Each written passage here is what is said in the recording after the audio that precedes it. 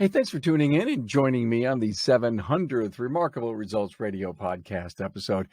I'm Carm Capriato, your host, the pioneer of Automotive Aftermarket Podcast. Now, look, since starting the podcast in 2015, I've always sought the stories and the voices to bring the power of business acumen to our beloved industry. Now, while past milestone episodes have focused on reflection, this episode, 700, focuses on the present and future in a rapid-fire format with 7 guests. Now, can your shop hold up as the industry and technology change? Do you have any plans to improve or change your business based on recent trends? Well, my panel discusses some key strategies and how they face these opportunities and challenges. Hey, thanks to our partners, Apex and Shopware, for providing this episode for you. You know, Apex 2021, it's in the record books, and I've got to say that Apex did live up to presenting leading-edge technology from suppliers, but also a great job of showcasing the emerging technology of tomorrow. Now, there was a great SVI demo there, too, in Joe's garage. Now, if you've got plenty of time to plan for 2022, November 1st through the 3rd, 2022, Apex now more than ever. Hey, ring, ring, it's the 2020s calling, and they're telling you it's time for an upgrade. Head over to the internet and type in getshopware.com. My friendly friends, the great friendly folks are excited over there at Shopware to meet you and share all that cloud-based shop management has to offer. Hey, thanks for being an active participant with me in advancing the aftermarket. And I thank you because this journey we are on is only made possible because of you, my listener. Enjoy. Hey, welcome everyone. You can't imagine. It's the 700th episode of Remarkable Results Radio. I am so proud to be here right now. I assembled a cast and a crew to walk down this incredible milestone with me. I'd love to have them all come up now on the screen. I don't want to do this thing alone. That's why I'm a people person. I get my energy from people, and thank God I've got people on here with me. Great contributors to the podcast. So 700 episodes, remarkable results, like 250 of Tunnel Academy, like 90 of For the Record. Plus, we are into the Aftermarket Radio Network, and I've got Matt Fonslow on there and Chris Cotton and the late Bob Greenwood, and some really great episodes from him. Lots of things going on. Listenership is through the roof. And I am so grateful for my listener, number one. And if it wasn't for someone, spending the time to listen, I wouldn't be doing this, and people wouldn't see the value in the great business acumen that all of our guests bring. And, and that is the contributors and the voices, the essential voices of the aftermarket that come on here and say, hey, I'm willing to talk about my ups and my downs, my smarts, my stumbles.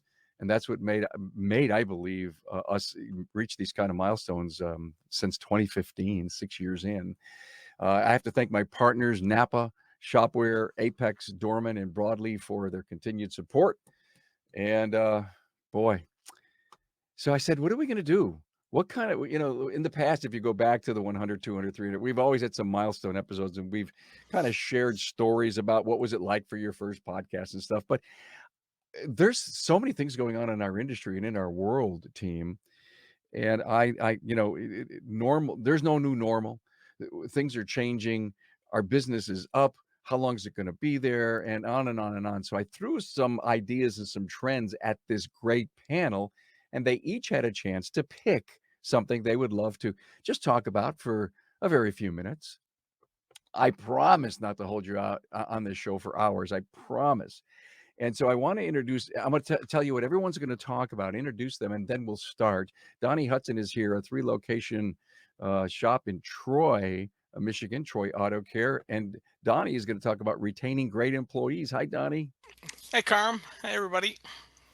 AJ Nealey's here from Nealey's Auto Service, Edgewater, and Deale, Maryland, 2-location. AJ, how you doing, man? Living the dream, Carm. Good to be here. Thank you, and congrats. Thank you for coming. Appreciate it. AJ is going to talk about talent mining. Seth Thorson is with us from Eurotech, New Brighton, and Woodbury and Medina, 3 locations, Seth, and he is going to talk about, I think, one of his favorite subjects, and that's the Tesla factor. Hi, Seth. Dr. Laura Schwalik, the Auto Shop, Plano, Texas. Nice to see you, Dr. Laura. Pleasure to be here. Looking We- forward to meeting everyone and having a great show. Great. Retaining great employees, just like Donnie, but I'm sure she's going to have a little different twist on that. Emily Chung is with us from Auto Niche in Markham, Ontario. Hi, Emily. Hi, how are you? I'm great. Emily's going to talk about attracting the next generation. I'm going to put 3 stars on top of that. I think it's one of the most important things we can and should talk about. Keith Perkins is here from L1 Automotive Diagnostics, Tulsa, Oklahoma. Keith, hi, man. How's it going, everybody? We're great, Keith. We are going to talk about mobile car repair trends. And I am interestingly nervous about this, Keith. And also, Keith is a mobile diagnostician and he's got brick and mortar too. And he's been a great contributor to the podcast. And Colleen Yarger is with us. No, she's not, but she's going to be here. She's from Mark's Independent Service in Chatsworth, California. I think one of the youngest shop owners. And Colleen's going to talk about the aging fleet. She may have an aging internet at her place. but Colleen's going to talk about that.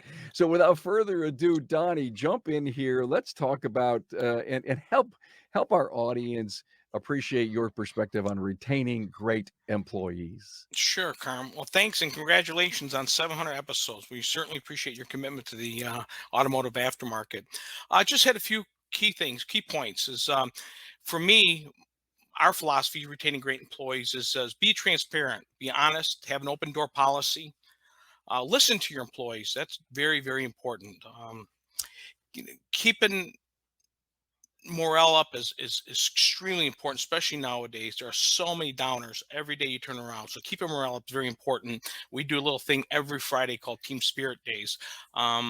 Workable, flexible, and workable schedules with employees. Another key factor. Besides the paychecks, besides the benefits, is being flexible to their schedule. And that seems to be our number one requested when I'm doing interviews. That's one of the things that it's come up a lot is flexible schedules. And I know that sounds tricky, but it's pretty easy to work in a flexible schedule with your technicians and employees.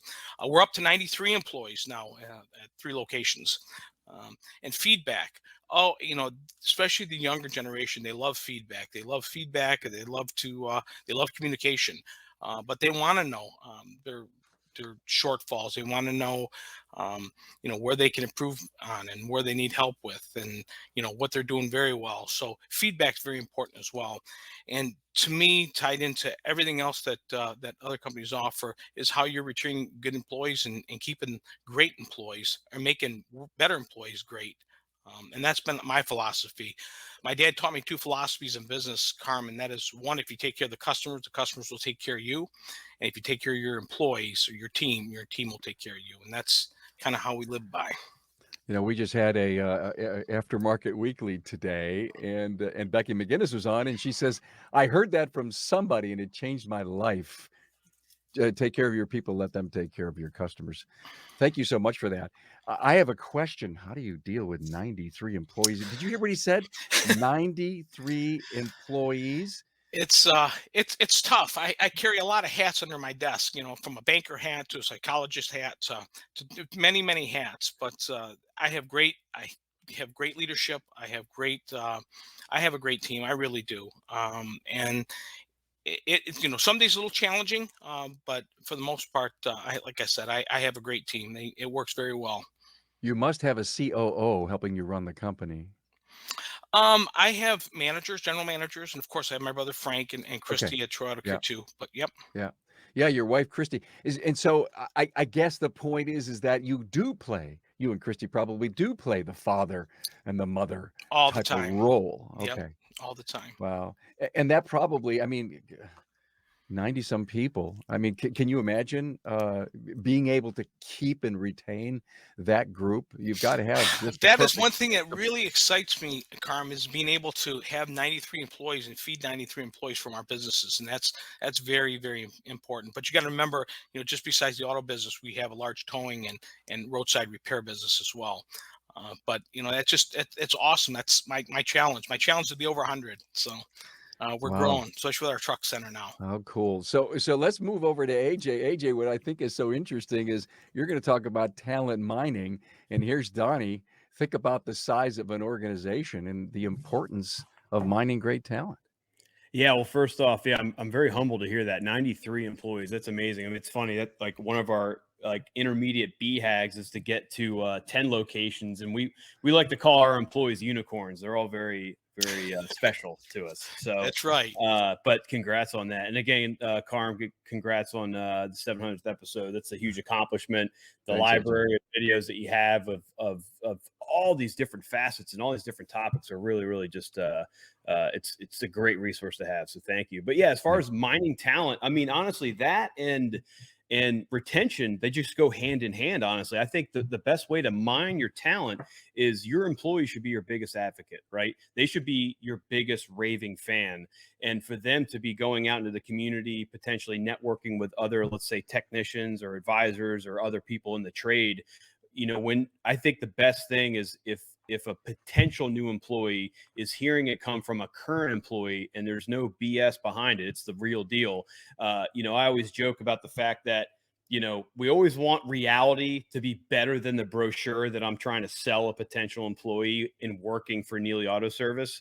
And so we always really try to make that as transparent as possible in doing that. So as far as tactics too, to mine great talent that exists out there, you know, again, I'm using my current employees to really just go out and network and understand that we're always looking for great talent. We're always looking for that next unicorn, right? And then, you know, but it also starts honestly, of course, internally, right? Do you have the right culture? Do you have the correct core purpose and core values that align well with your organization? And it's not like you necessarily have to go out and find someone that's going to immediately fit the culture. You're really trying to find someone that's going to be able to be adaptable and adapt to a new culture that maybe they'd never experienced before, right? So adaptability is one of the bigger factors that we really look for to make sure someone's going to potentially fit within our culture. And then, you know, as far as one of the great things I always like to do is, of course, is a really catchy, you know, if you're in the immediate need to hire, it's something that's really catchy, right? Like, why work at Nealey Auto Service, right? And when you're really selling your core values and you're really showing that family atmosphere, and yes, of course, the pay and the benefit, that's one thing, but ultimately one of the biggest things that sways and has an effect on employee morale is really this. It's making sure that culture does exist, that they understand what their purpose is, why they get up every day, how their role in the company is part of building a great company, right? About taking it to the next level. So, you know, that mining is, you have to be a constant recruiter, right? It never ends. I just got off the phone with my head of sales for our organization. He's you know, I was giving him an example that it took me 4 years. There's one technician that we hired this year. I worked on him for 4 years to get him to get inside our organization. And then, you know, one of my advisors, I spent a year for him to finally, like, you know, make the jump and come with us. So it's the long con. I hate to use the word con, but it's the long game, right? Trying to make sure you can do whatever it takes to kind of get him in your organization. How many people are lined up wanting to come to work for AJ Nealey? Well, that's the fun part, right? So like right now we have an immediate technician hire that we're looking to fill, and we have 3 candidates, and I didn't have to spend $1 on any hiring costs. They were already there waiting in the wings, letting it known that they were looking to join our family. So that the investment of that culture, you know, we talk about how costly it is to sometimes hire someone. You know, of course, as the advertising involved, sometimes you got to throw out a hiring bonus or a signing bonus, wherever it might be. You know, I really think that if you're doing it correctly internally with the culture and that atmosphere, that you're going to have people that are ready and willing to come join your organization. Got it. So cool. You know what this is reminding me? And we've only had Donnie and AJ speak. This is reminding me of a little mini TED Talks. Right? That's right. Isn't this is really cool. Thank you, AJ. I'm motivated about talent mining. Seth Thorson. I couldn't sleep overnight because I wanted to hear this. I mean, where did I see you recently? And I said, we got to do an episode on Tesla. He says, Carm, not yet. So when he picked that he wanted to just do a high level 5 minutes on where, you know, this whole Tesla factor and what it means, Seth, I just can't wait to hear about it. Yeah, it's been keeping me busy, Carm. As you can tell, I've been on 500 other different podcasts and LinkedIn Live and all sorts of things. obviously, as part of NASDAQ, we've gotten Tesla scan tools released. So the big thing with getting the tool to the market, it means that shops can now repair them. Yep. Well, now the next step is training and figuring out what they need. You know, the exciting news for electric cars is our business is very, very secure. Electric cars break, and they break at outstanding numbers, right? We have a drive unit. You know, I don't have pictures right now on me, but we had a Tesla drive unit we rebuilt. We pulled all the bearings out. We rebuilt it. Tesla wants to replace the whole unit. We sourced all the bearings. They're serviceable. They're rebuildable. We rebuild all our door handles. There's high voltage failures of charge cables. There's lots of charge port doors to fix. Then you don't even have to get in all the ball joints and brakes and everything else that the cars need. Brakes tend to last a lot longer on the Tesla, but you're going to still be servicing them every year. If you live in salt or corrosion, you're supposed to take everything apart once a year and clean them and put it all back together. So there's definite maintenance and services. So, you know, my thing to most people, if they're starting to even do tires on Tesla, if you're in an environment that uses salt on the roads, train your people to upsell the brake cleaning service while the car's there. You can do things like that. One of the most important things that we're seeing with the tool is obviously able to put in the car in service mode where the customer's app says service. That then disables their live view of the car, disables their summon capabilities, and the customer knows the car's in service and they can't control their car, which is obviously one of the things that before we had access to the factory tools was a little worrisome. So some interesting things to come. I'm sure we can talk a lot more about it, but I would love to have, I just love to sit and listen to you for an hour on this. One of the things that I want to know is this kind of a new mentality or a business model for a traditional shop, not to say that, you know, that we will and look at Tesla. I mean, what kind of should I just go out and buy a Tesla and then play with it and then put up the sign that we've repaired Teslas? a lot of people are buying Teslas and going and playing with it. I mean, that's one of the ways we learned. But there are going to be training. We're working on it. There's other people working on training. I think you're going to see a lot of training coming to the market. You know, they're not as scary as people think. Once you get H-fill pulled, which is the high voltage interlock loop, once you get H-fill pulled and check the car and you have no voltage, the car is essentially dead. And that's a sealed battery, and you have to reach across. I mean, you purposely have to do some really dumb things. So they're not as dangerous as people think. Now, I don't want to make people go rogue on the car. You still have to have some safety protocols and some things you know what you're doing. But these cars are not as dangerous as people want to think either to repair. So don't say no to EVs, period. And don't think that Tesla's all out there on its own, that you can't even find space in one of your bays. The answer is yes, it can. So like we've learned everything, right? We learned, we stumbled, we failed forward, right? And with the kind of support that I believe you're going to have for the industry and the things that you're working on, Seth, no one's going to be alone. We're not going to be alone in it.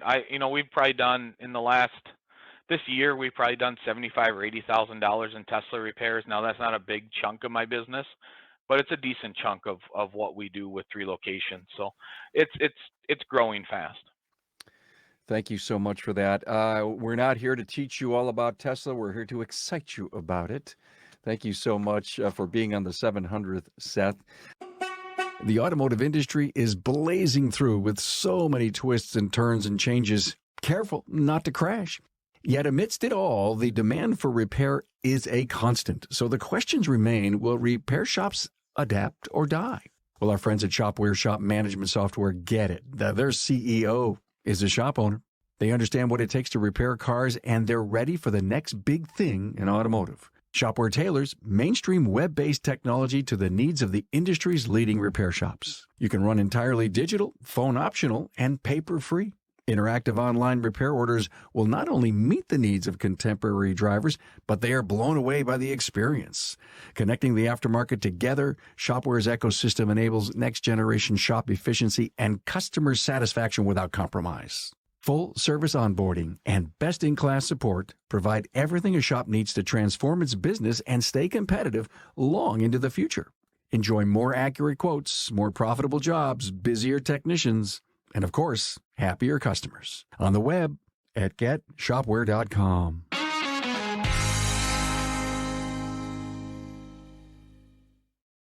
Dr. Laura Schwalik from the Auto Shop in Plano, Texas. Everybody knows her husband, Jerry Kazaya. They've been on the show before. Thank you so much, Dr. Laura. Retaining great employees, your take on that? Well, first of all, congratulations on 700 episodes. That's quite a feat, and congratulations. Good job. Thanks. So a decade or two ago, we could put up a now hiring sign just outside the shop and people would show up. Now, with the shortage of technicians and a shortage of people because they're being paid to stay at home, there's a shortage of employees overall. It used to be that if an employee was not doing well, or not doing what we told them to do, we could fire them and replace them easily. It's different now. There are still people who want to work, thank God. So there are still people that want to work and be a part of a team, though it seems that it's a little more difficult than it used to be. So when we do find them, we need to retain them. Now, I'm not saying that we give in to all their demands or things that they want or let them walk on us, nor give them or not give them the constructive criticism that they might need. What I am saying is that there are ways to retain good employees who want to work and do a good job, ways of making it difficult for them to leave or not want to leave. Keep in mind that there's a statistic from Fortune magazine. They said 50 to 65% of workers who are currently working are either actively looking for a new job or are open to a new one. I also saw another statistic that said 80% of people are actually looking for a different job, but honestly, I think they were trying to sell something. So yes, people are open to looking for another job. And not only that, if an employee is not actively engaged in their job, then they will not feel like doing their job and they will disengage from their job. So it's really important to engage with them and retain them as not just an employee, but a really good employee. And I'll talk about that in a moment.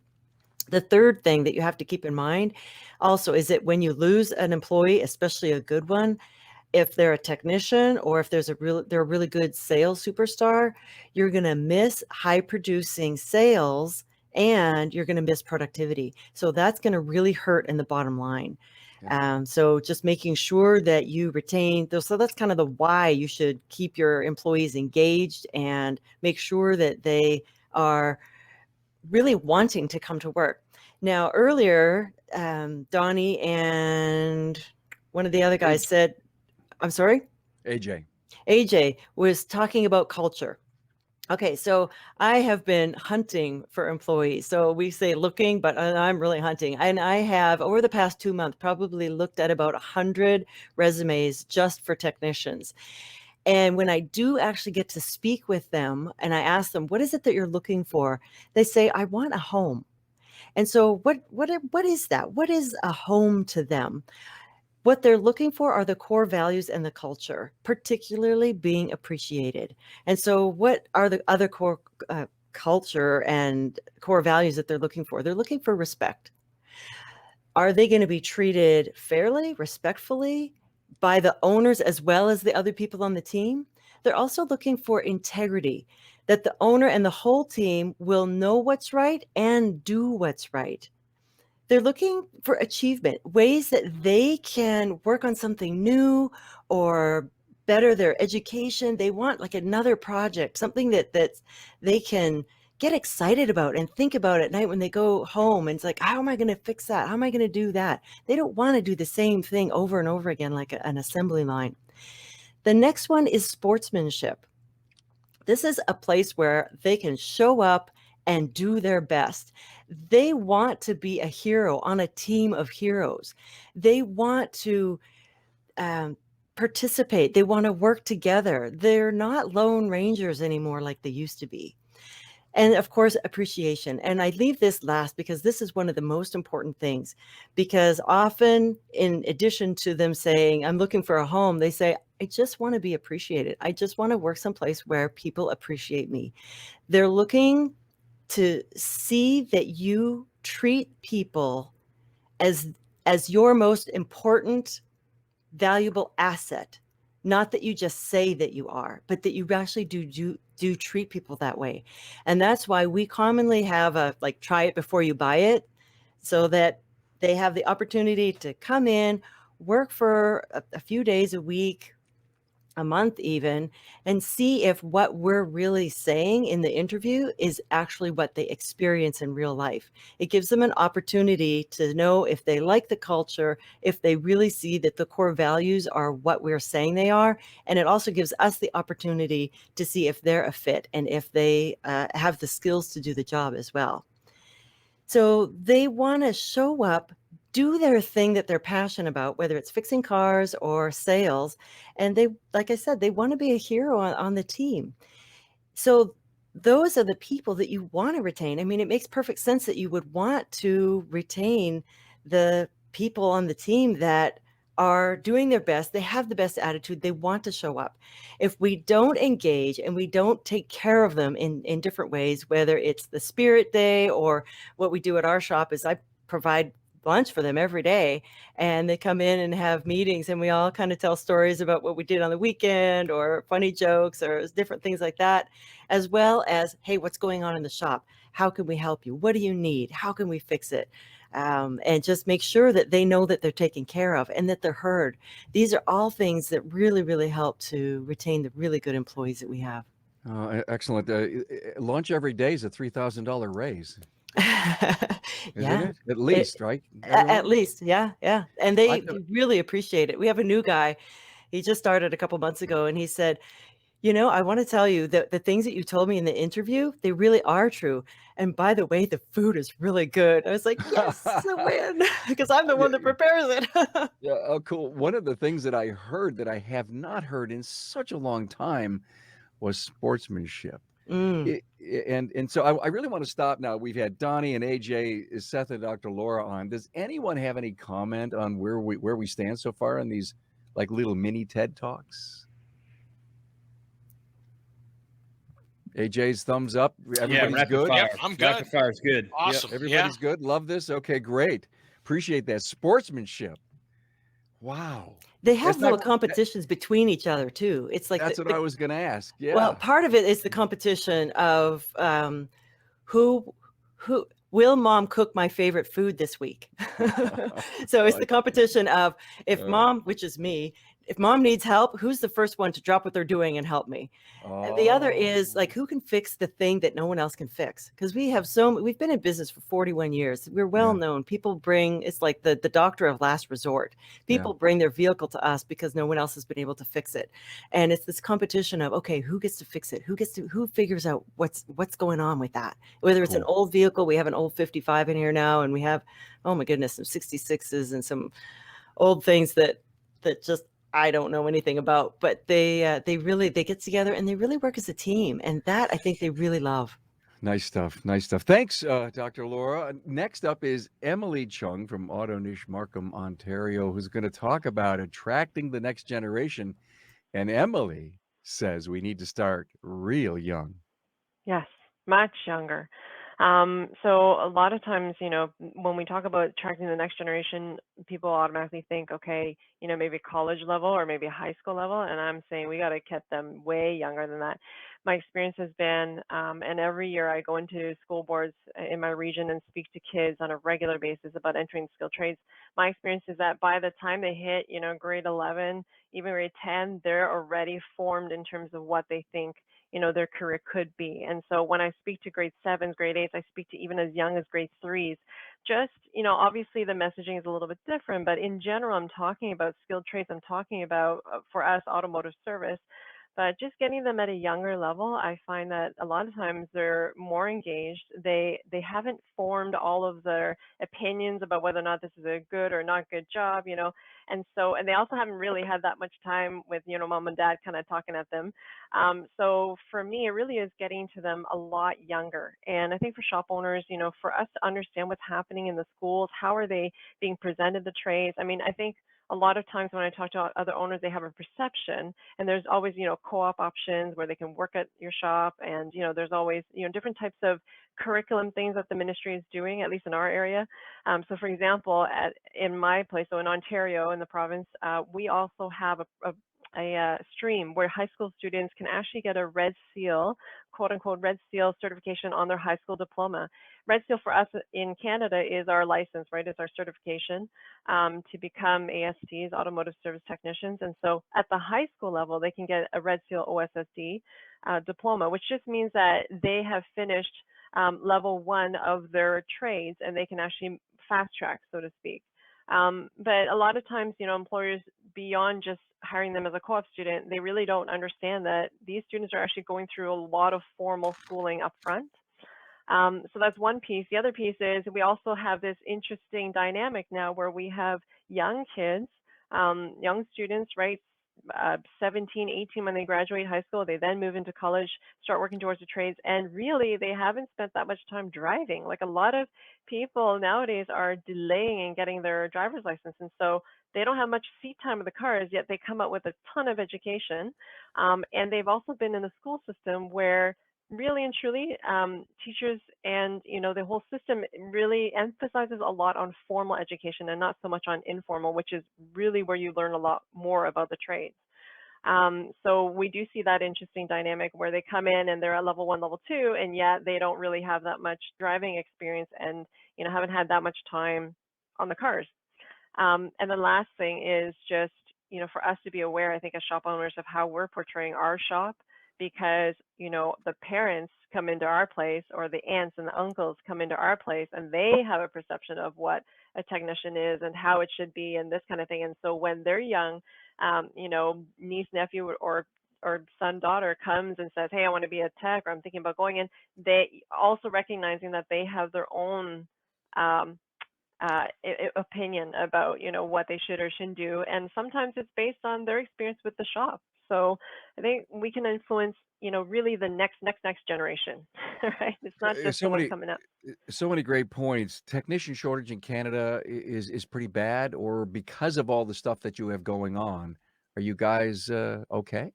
Oh no, we're not okay. You're not okay. Okay. No, we're not okay. It's definitely an issue. I imagine it's probably the same in the US too, but we definitely have a huge shortage, not just in technicians. The other thing for us too is that we contend as shop owners, and in the aftermarket industry, we're contending with large unions in the skilled trades.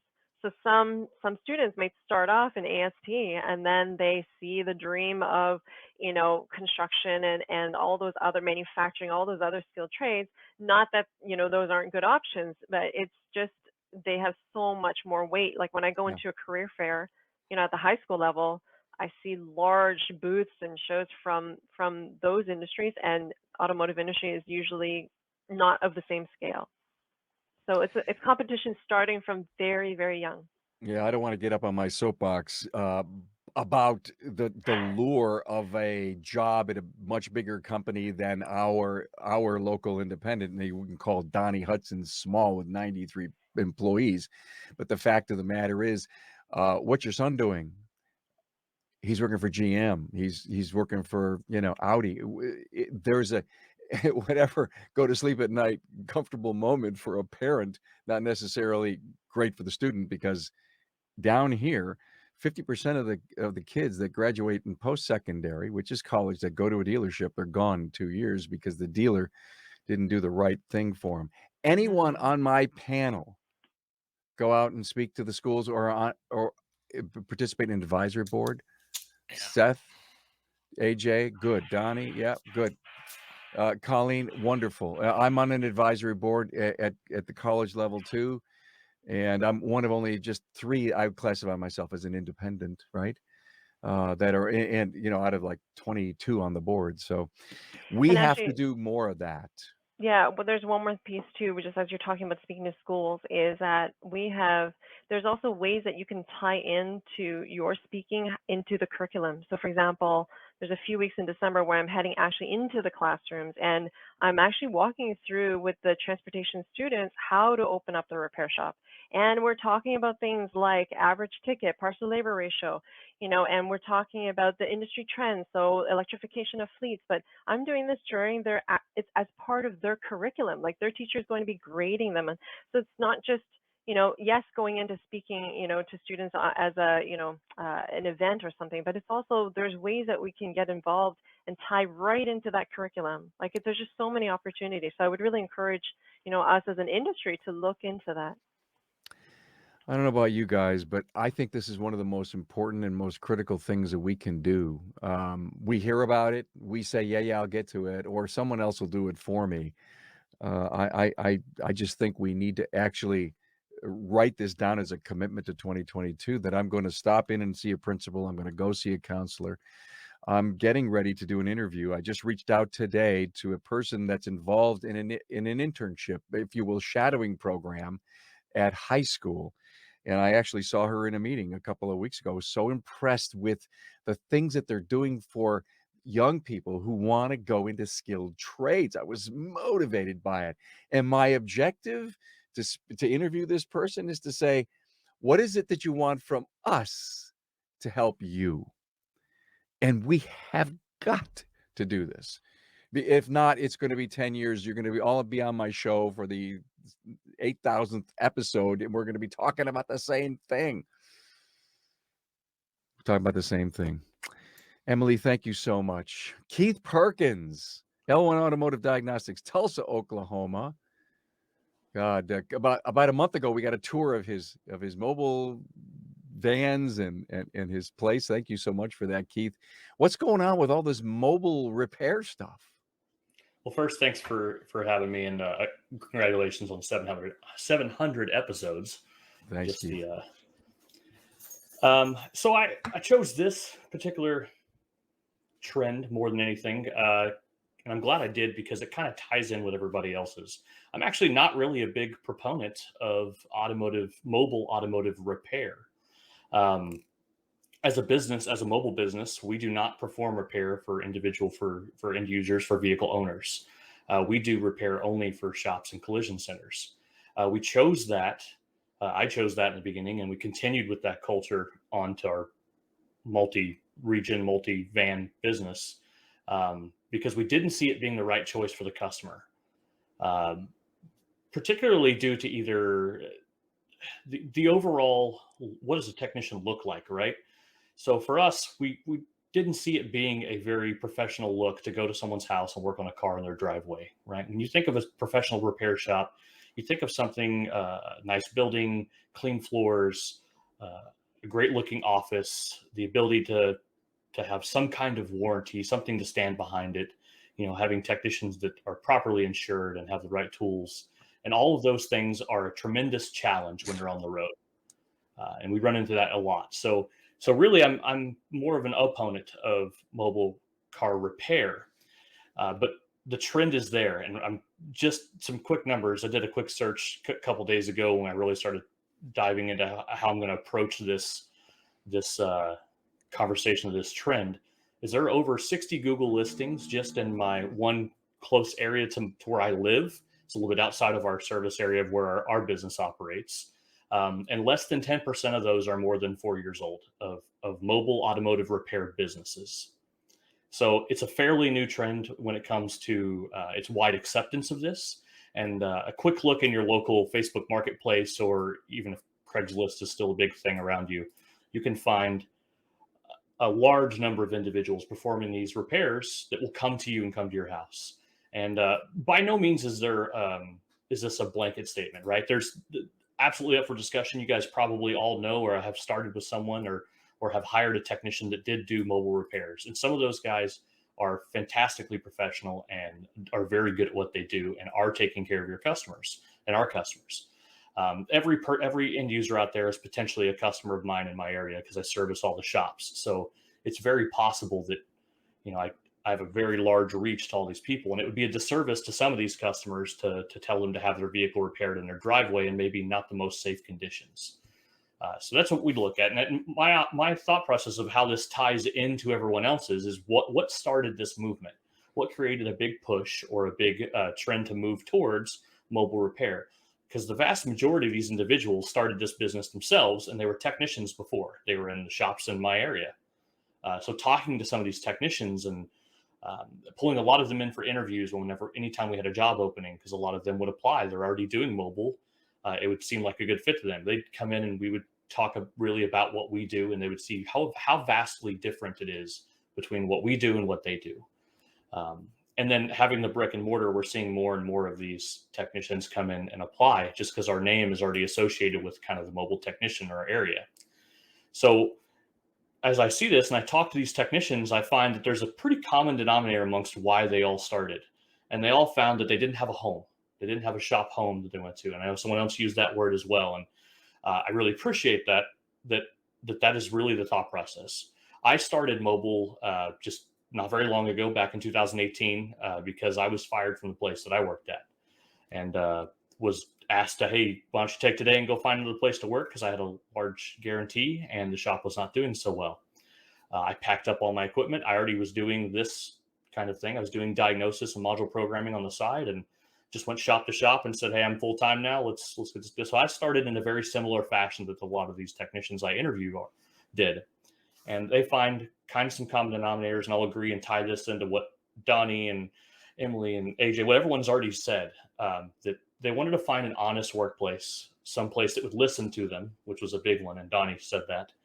A flexible schedule was also very important. And then at the end of all this, it all leads back to just your overall shop culture, and they didn't have a home. And I thought that was really important. I thought it was interesting that every one of you hit on something that tied right into what these technicians were saying to me. So my how we should do this and why we should do this, this is treating our technicians better, right? For me, the end to the means is I don't want to see a whole lot more mobile technicians around. I don't think it's the best thing for our customers, but for us as shop owners, I think what's really big is that we do need to make this huge shift in culture and really retain these technicians and build great technicians, getting them when they're young. So I really like that I really had no idea that everyone's topic was this, and it kind of ties right into this. So I think it's really beautiful. It lays right up. But Keith, I want to stop you for a minute and say to the whole team, you've probably read the articles like I have about the kind of money that's being put, I don't know if it's venture capital, private equity, into these organizations that they're expanding city by city and putting on vehicles. And I find it fascinating. I don't know, maybe worrisome to the brick and mortar and to the established place. But I guess a question that I have for all the shop owners here, what percentage of your customers would consider having their vehicle fixed in their driveway? I'd like to answer that. There are very few of our customers that would consider that, partly because my husband and I are not a proponent of mobile mechanics for several reasons. One is that it's not safe in many situations for the technician. It's just not. They need proper stability of the vehicle. So I don't want my techs working in a situation that is unsafe for them. I care about these people. I want them to be safe. And then on top of that, there are some who we've had vehicles towed in here because the mobile mechanic got to their location, took what they wanted from that vehicle, and then left. And so the customer there's no warranty, there's no recourse, they don't even have sometimes the proper name of the person. So it's not safe then for the customer because they're trusting someone with their second largest purchase, their home and then their vehicle. And so it's in many cases not safe for the customer either. It's much safer to go to a repair shop that's been around for a long time, that has a really good reputation. You can see their Google reviews. And so then that way, both people are going to provide a service that has a warranty and it's just really a good service for both the customer, and the technician is completely taken care of as well. Some of my customers are very accepting of it, especially when you start talking about the Tesla owners that are used to scheduling it right through their app and having somebody come to their house. Now, some of the services can't be done mobile, and Tesla tells them to come in. We're seeing a lot of that same thing. We're not talking about backyard Craigslist mechanics. We're talking about people coming in this industry that with big money, with professional vans that want to come to you. So that's the challenge that I would say is coming faster than the, you know, what Dr. Laura was talking about was the backyard ones, but the ones that are coming to you with professional vans and warranties and everything else, that's gonna be an interesting challenge because the startup companies are using that as their MO. Yeah. Is it a challenge or is it an opportunity to create either some kind of transportation or towing service that brings the vehicle to you to work on to take it back to the customer? I mean, if they want that kind of convenience and you can offer it in a setting that does meet the criteria for safeness and doing the right thing for the customer, then maybe it's an opportunity for us. I mean, it's becoming big. We do concierge pickup and delivery, and we get more requests at, I think we're at $49.99 for concierge pickup and delivery, and we're doing on oil changes. It's a $120 oil change plus a $50 pickup and delivery fee, and people are paying it very happily because they don't want to deal with it. And a lot of that's the culture too. The drivers that are younger that are into that. I mean, I'm 33 years old. My generation growing up, please, can I take an app? Can I select what I want done? And will somebody come do it with no human interaction? As odd as that sounds, that is a comfortability level that's acceptable to people that don't have the same social interaction that others did growing up. And that's a big part of it. Yeah, There's another a piece balance that I'd like too. to add to this, and that is technician productivity. If a technician is going out and finding parts, or I know that in a lot of the upscale vans that they have what they need to repair the vehicle, but then there's their drive time, so their productivity is low. Whereas if we can have somebody who's not the high level technician going and doing the concierge service, then that is, I think, a better use of the technician's time. Yeah, they're banking on a lower overhead that offsets that productivity. Yeah. So it's, I mean, I fight with it. That's why another reason why we didn't do any kind of repair in the beginning. First, we didn't believe it was safe, and it didn't make financial sense. So simply doing diagnosis and module programming lended us to not having to go get parts or waiting for a bay or anything like that. Yeah. And that's, Emily, did you have something? Carry that on. I just was thinking that, there's a balance, right? Instead of thinking of as, well, we only do this or we only do that, like how the question really is, okay, could we do this and that? I agree, no mechanical work, but diagnostics, a lot of times you're not lifting the car, you're pulling apart, the electrical stuff, right? And then, I mean, my clients, they wouldn't necessarily think of a mobile service. At the same time, I haven't offered it to them. And if it came from our shop, like an auto niche type of, service, I think they would be more open to it. And I'm also thinking about it as more of a marketing piece where, yeah, if I send a tech out to them and let's say we diag it to a certain point and we need to bring it into the shop, I mean, they're much more likely to then say yes. Even if we went out there and we said, you know what, yep, I see your issue, confirmed. I can't take a look at it on the driveway. I need it back in the shop. I think they're more apt to then say, okay, like, let's bring it in.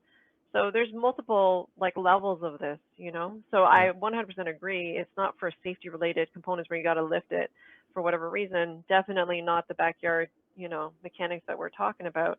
But, could this be another, quote unquote division of our business? It's definitely an option to consider. What I think, and I want to put a bow on this, and it seems to me that we need to bring this panel together and just talk about this. It seems to me that Seth answered Seth has the answer. It's concierge service. I want someone to come and fix my car. Never mind. We'll take it to our shop. We'll fix your car and we'll have it back to you on X amount of time. It doesn't matter what the drive time is back and forth. It just doesn't matter how long it takes because it's going to take the same length of time in the driveway or it would at the shop. That's the answer, Seth. We just Uber them out there. We just Uber them out there, one of our drivers, and the driver drives it back, licensed, insured, bring it back to the shop, fix it, and drive them back and Uber it back. And you look at what your average Uber cost is. We do it within a 10-mile radius of every, or I think it's a 7-mile radius of every store, and then it's a per mile fee above that radius because I know what my Uber costs are. I know what my hard costs are. I know what my hard costs of my drivers are. So we're just Ubering them, pick up the car, drive it back, and put it on their bill, and they're more than happy to pay it. Another wonderful takeaway on the 700th episode. Thank you, Colleen Yarger. I'm so glad we got the internet fixed from Mark's Independent Service, Chatsworth, California. Going to talk about the aging fleet. Colleen? Yeah, it's nice that I finally made it here with no technical difficulties, at least for the last half hour. Yes. So sorry about that. So I was going to ask you, Carm, and I forgot to email you, pertaining to the aging fleet, what did you want to talk about per se? Like how cars are getting older or how they need to be phased out? No, well, I guess whatever your perspective is, I mean, the thing I loved about you picking that, the aging fleet, and I said, wow, that's interesting. What's going on in Southern California? That's what I'd love to hear from your perspective. Okay, because I had answers on both of them. So I just wanted to make Great. sure that I was Yeah. addressing the topic. Yeah. So aging fleet, like when I took over the business, I took it over in January. We did decide, 2,000 vehicles and up for a couple of reasons. Mark was the one that worked on all the older vehicles. He still does come in and work on them, but they are really tough to get parts for. Now, if you fast forward to getting over COVID, we're in this car shortage. That's kind of your niche right now, is the cars that are 10 to 15 years old that people have been holding off and want to get rid of, and now they can't. So where before I was having to cater my sales to, okay, it's time to get rid of the car. Now it's more of figuring out game plans, actually making more sales to keep them around and have people buy the time to get the new cars. So people are not as willing right now to buy new cars. So I love the older cars. 10, 15 years, that seems to be the niche we have in our shop right now. And it's working for you, and people are spending money on them. To my entire panel, can you all shake your heads and say, yep, that's what's going on? Yeah, and they're bigger tickets now too. You have the customers that used to tell you, "Oh, I can't afford it right now. No, I can't do it right now," because they were planning on getting a new car. Well, where I'm at right now, I have, mass dealerships that are shutting down. I have really low stock within a 100-mile radius on all the dealerships. Plus, I am a specialty shop. I have my own niche. So it's really working out well for us. I had a couple independents that went out of business too. And these are all cars, like I said, that are 10 to 15 years old that people just don't have the option to go out and buy a new car right now because they can't get it or they can't financially afford it. So the bigger tickets are coming in. Colleen sent me a statistic. Research shows that 2021, there will be an estimated 76 million vehicles aged 16 years or older in the U.S.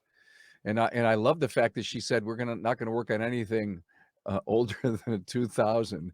You guys have restrictions like that at all? I was afraid to work on something that was older than me. We don't have a restriction on the vehicles that come in, but what we do is we increase the labor hour rate.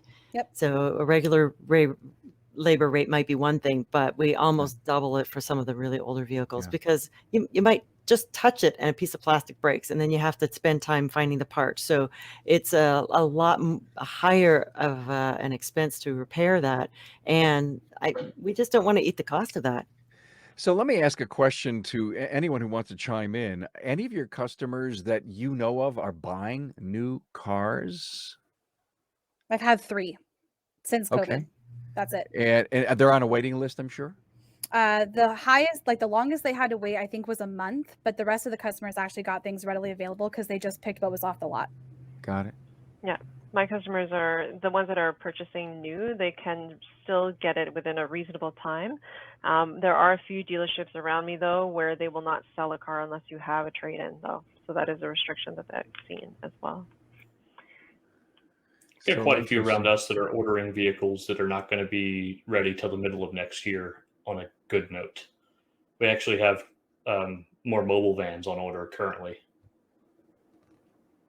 Best case scenario for us looks like June. Yeah, I mean, it's been a boom for our we have about 4 or 5 orders of more vans. It's been a boom for us when we're taking those Dodge ProMaster vans and putting Tesla drivetrains in them, so we could repurpose some old vans and convert them. So I mean, that's, since you can't get a new van, we'll just convert an old one. I love it. We'll do something weird. We're putting a Tesla drivetrain in what? What kind of van? We're doing them in Dodge ProMaster vans. We did the first Okay. one outside of Maxwell Industries, California's development center where they developed the product. We did the first one outside their facility and got it on the road for the customer. It's about So a what do you? $45,000 conversion. So what are you doing? Just lifting the van body up and throwing it on the Well, skate? since I'm a European specialist, right? I don't work on Dodge stuff. Keith's gonna love this. So the Dodge came in with a check engine light, and we don't work on anything Dodge. I don't know why it's in the shop, and that was the joke. So the first thing we did to fix the Dodge check engine light is remove all the engine, the trans, everything ICE related, and we solved the check engine light because, you know, it's not worth trying to fix the check engine light any other way.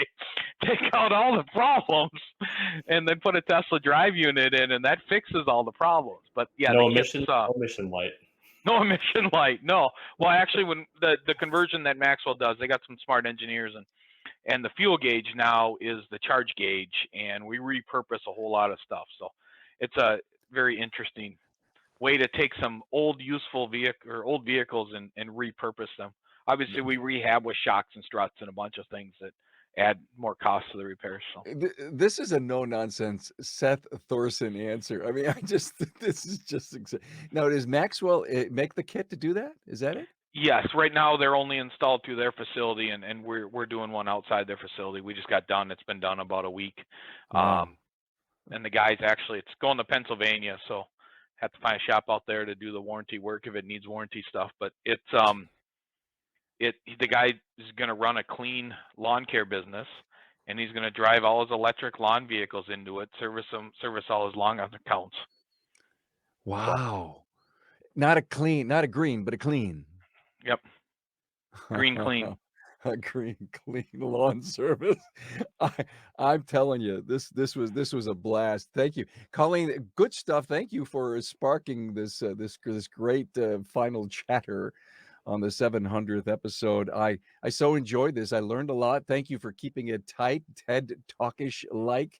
This was excellent. Donnie, Hudson, AJ, Nealey, Seth Thorson, Dr. Laura Schwalik, Emily Chung, Keith Perkins, and Colleen Yarger. Thanks so much for being here and celebrating with me our 700th Remarkable Results Radio podcast. Thanks, Carm. We enjoyed being on it. Thanks to everybody else. Great Yeah, thanks, discussion. guys. Thank you. Thank you, guys. You guys are awesome.